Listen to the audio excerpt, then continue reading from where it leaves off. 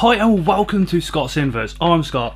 These are the Inverts, and today we are going to pair up the Venezuelan sun tigers, or scientifically / Latin name of Pseudomonas amernia. They're a very beautiful spider. They're like a real good stepping stone if you're thinking about going from New World into Old World. If you haven't got one of these, I highly suggest you do get one, and that will kind of bridge the gap between your New Worlds and your Old Worlds.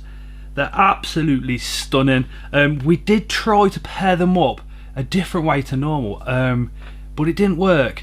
And at the end of this video, I'll show you what we did, and we'll go over possibilities to why it didn't work. But for now, let's get in to the pairing. Here is our absolutely stunningly beautiful female. I just can't get over the coloration of these. I mean, the orange and the blacks just look absolutely gorgeous, and her carapace almost looks leather. Now, as soon as we put the male in there, he just made an absolute dart, just ran in there blindly and ended up at the base of that female. And me and my partner were kind of thinking it is game over, but she was actually quite receptive and turned around to face him at this point. And just, oh man, she is beautiful. And you can see him just vibrating and slowly edging his way towards her. He's moved across onto her court part now, probably because he's just testing the atmosphere to see if she's going to eat him or not. She raises her arms up into the air like that, and then he does the same, and they actually start touching. And he and her they're still communicating with each other, because if you see his pedipalps and his leg, they're actually moving, just vibrating ever so gently. Just absolutely awesome how these spiders interact with each other. And of course, I am holding the camera in one hand and a paper straw in the other, just in case she goes for him, in the hope that I can get in between. But what he's doing is he's keeping her interested by doing the vibrations, kind of almost pretending that he's going to start the courtship, almost pretending he's going to go in there pretty soon. But what he's actually doing, he's actually trying to get her in the perfect position where he feels comfortable, so he can then go in, do his thing, and then he can make his escape. Now, it's absolutely crucial for a male spider to kind of gauge what the female's doing and trying to move her around in that position to get ready to escape. But look, he's tapping again. All four legs at the front were going then as well. Look, the pedipalps are still going.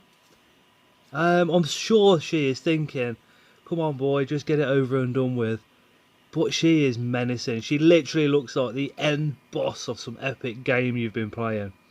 Absolutely stunning. The males are sexually dimorphic. You can see the difference between the two now. Just to go over it again, the male is the one at the bottom and the female is on the top.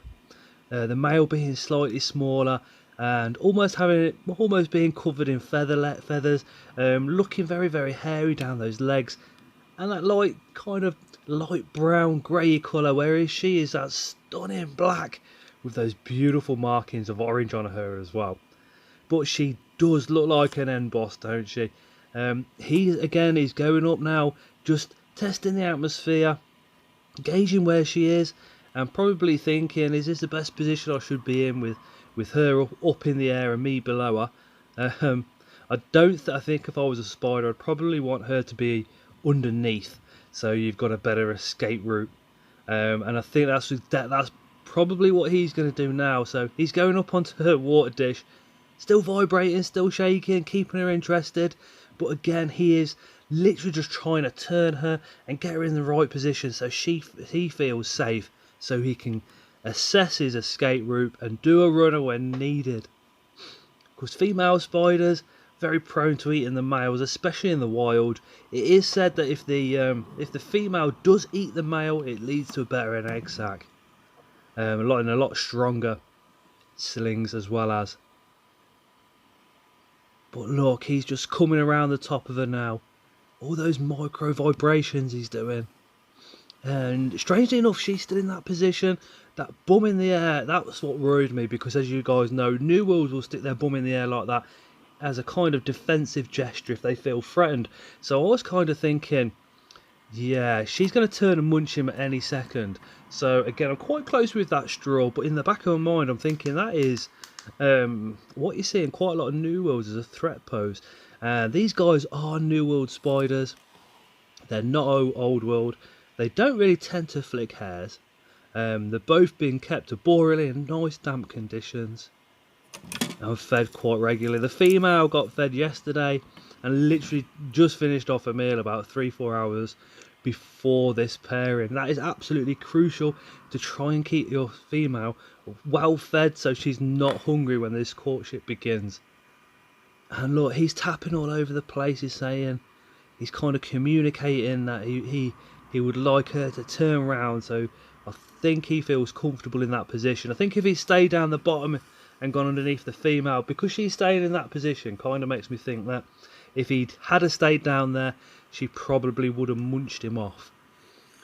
But it looks like his plan is paying off. Those legs on the female are coming up in the air, and she looks like she's going to start turning, and hopefully she'll turn and face him, and then we can see the real courtship, the real part of this whole pairing going off. But again, just look at her. She is beautiful. He is still absolutely stunning. Again, in this hobby, we don't really pay much attention to the males, but just take a second to just admire those legs on him as well. He is in every bit just as stunning as what she is. And he also, on the very end of his legs, has got those little orange markings. That colour orange on these, I think the shade of it is absolutely stunning. I mean, just look at that orange. I don't know if you guys have ever played Black Ops 2, but the female reminds me of Black Ops 2, because that was kind of a black and orange theme. Did you just clock her fangs then as well? Just look at those. You wouldn't want to be within a few centimetres of them, would you? Wide open as well. He must be absolutely petrified. I know I would be if I was him. But he's done it. He's got her in the position where he feels comfortable, and he's going to go in now, fingers crossed. He might start drumming on the bottom of her. What they do is they tend to drum on the bottom because they kind of mislead the female, so the female doesn't know if they've been impregnated or not, and then the male can do a runner quick. This pairing goes very, very different to what normal happens. Oh, boom, he's in. He's done. And he's finished. That is absolutely remarkable. I've not seen that before. I mean, we paired up our smaller female and he was drumming on her stomach for ages before doing that. And again, when I've paired these guys up a year, maybe a year and a half ago, the male was drumming like crazy on the female before going straight in like that. He was a lucky, lucky boy. Boom! So there you go. They did actually hook up, probably the fastest pairing that I've ever seen. Now the enemy, which is the wife Tara, I'll call her the enemy because she whinges about every spider purchase I do. She was watching from the side, I was from the front. I had the camera in one hand, had a straw, paper straw, just in case she went for it, because she is a little bit aggressive, a bit defensive I should say, on occasion. So we were a bit worried for the male. We are going to be sending him in again, but she actually did see the actual insertion from the side. In hindsight, I should have asked her to get her phone out, but she had a catch-up in her hand, and she also had a straw as well, in case the male come flying out and all the rest of it. But prior to this, what we did do is we set them up. We literally got a stick insect enclosure, quite a large one, bigger than your tall exoterras, and I thought if I put the female in there, that would give enough room for the male to run around. And maybe because the female's not in her own house, and obviously he's out of his house, there's no territories, I was thinking maybe they will come together and link up. Let me just show you the footage. So I did put the male in, and I left them together for 3.5, almost 4 hours, and they just stayed like that. They didn't do a thing. Just look, just no interest at all, and the female eventually just wandered off. Yeah, so there you go. So I'm kind of thinking that when the female's in her own house, she has a lot of webbing. So all that webbing's all over the place. She knows exactly what's going on in her house all the time. The male goes in there. He can also sense her from the hormones, and he knows that there's a female in there, and he knows every single movement that he makes, she can also sense. I think because they could only see each other, but there was still maybe their vision says it's a spider, but doesn't tell them what without the hormones and the webbing being there. Maybe that's what put them off. But she actually went up to the top of that insect enclosure and just sat there, and he stayed on the bottom. He did move around a little bit, and interestingly enough, when I went to catch cup him, he gave me the threat pose and literally went straight on his back. So he obviously wasn't happy at all. But the female also comes straight up with the threat pose, which kind of indicates to me that they felt unsafe in that environment. Going forward, I don't think I'll be trying that experiment ever again. I think what we will do in future is follow. If you guys watch Davey Little Beasties, you know he makes up a separate enclosure for some of his breeding. So he'll put the female in the bigger enclosure, and then he'll let the male go in once she's nice settled, put her webbing down and all the rest of it. Then then the male will then go in. They'll do their thing quite happily and all the rest of it. I think going forward that's probably the best practical thing that I'm going to be doing as well.